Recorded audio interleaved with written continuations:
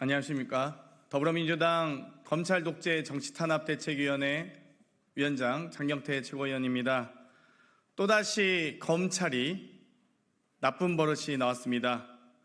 이 최상병 특검법이 통과되자 이재명 대표에 대한 억지 소환, 보복 소환을 다시 시작했습니다.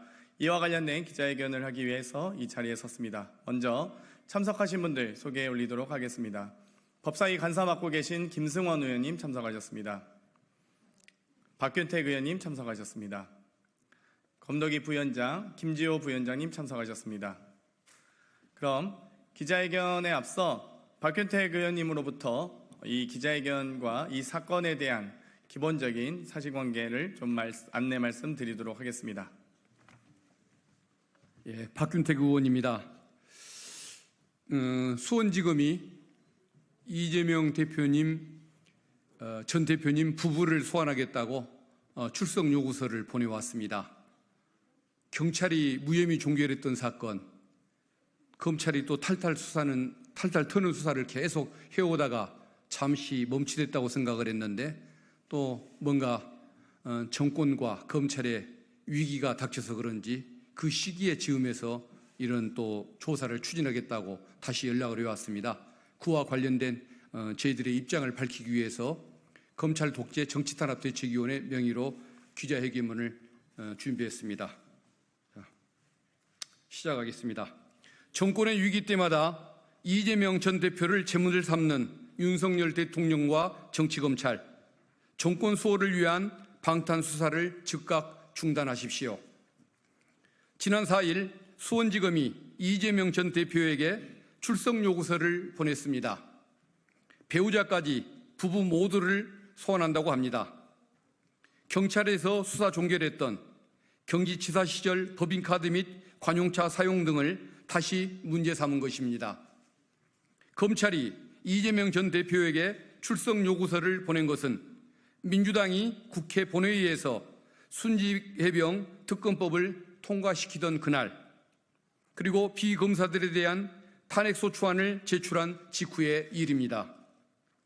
윤석열 대통령과 검찰이 궁지에 몰리자 이재명 전 대표에 대한 수사로 국면을 전환하고 위기를 탈출해보겠다는 비겁하고 무도한 습성을 다시 드러낸 것입니다.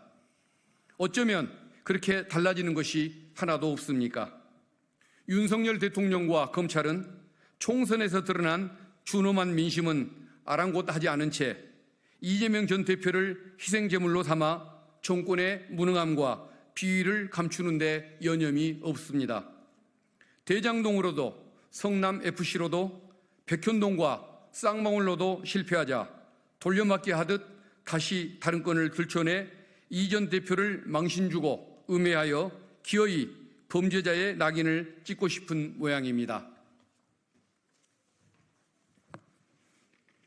검찰이 이재명 전 대표의 출석을 요구한 이번 건은 모두가 알다시피 2021년 말 대선 시기로 거슬러 올라갑니다. 경찰은 국민의힘의 고발에 따라 2022년 대선이 끝나자마자 일백 수십 곳에 대대적인 압수수색은 물론 경기도청 공무원 그리고 광범위한 관계자 소환 조사를 진행하며 그야말로 탈탈 터는 수사를 진행합니다.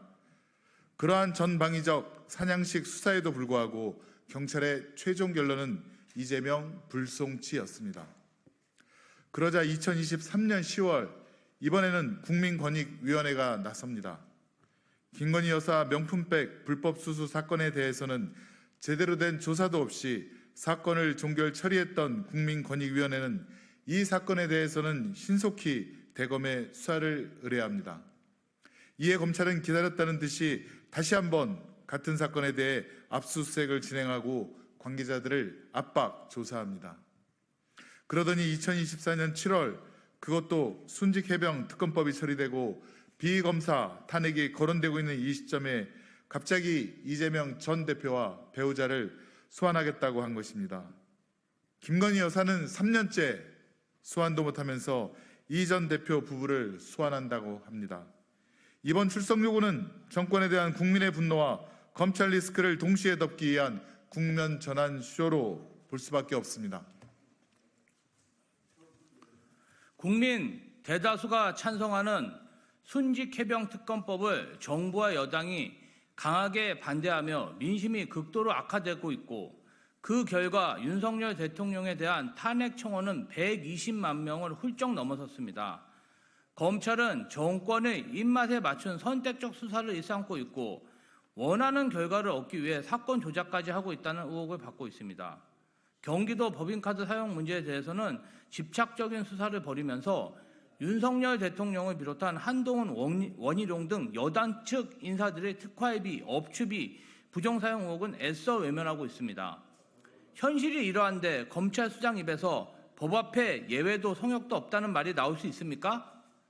유체 이탈을 넘어서는 공직자로서의 최소한의 양심마저 저버린 후한무치한 발언이 아닐 수 없습니다. 이원석 검찰총장은 민주당이 추진한 비위 검사 탄핵에 대해 한 사람을 지키겠다는 방탄 탄핵이라고 주장하고 직권남용과 명예훼손 운운하며 국회를 겁박하고 있습니다.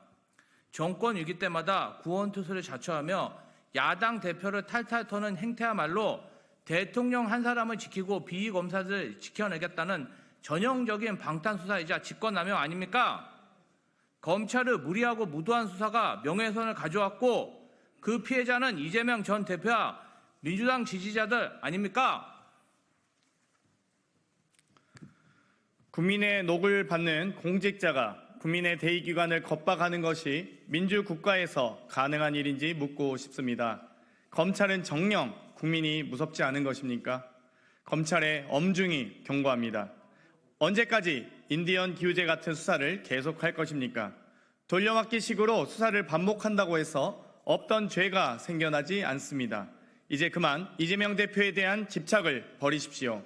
정권 앞에서 흔드는 꼬리짓이 세질수록 그로 인해 정권은 더 흔들릴 것입니다. 그리고 오만에 가득 찬 무소불위의 검찰은 오명만 남은 유명무실, 아니 무명무실의 조직이 될 것입니다. 윤석열 대통령에게도 조언 드립니다. 야당 탄압의 요란한 북소리가 국민의 성난 목소리를 덮을 순 없습니다. 이재명 전 대표에 대한 수사로 정권이 위기에서 벗어날 수도 없습니다. 본인과 아내, 장모를 위한 방탄을 내려놓고 그만두고 검찰이 채워놓은 목줄을 이제 그만 내려놓으십시오. 무능한 대통령으로만 역사에 기록될지, 무능한 데다 무모하기까지 한 대통령으로 기록될지 본인이 잘 선택하시기 바랍니다. 2024년 7월 7일 더불어민주당 검찰 독재 정치탄압 대책위원회 일동. 이상 기자회견 마치겠습니다. 감사합니다.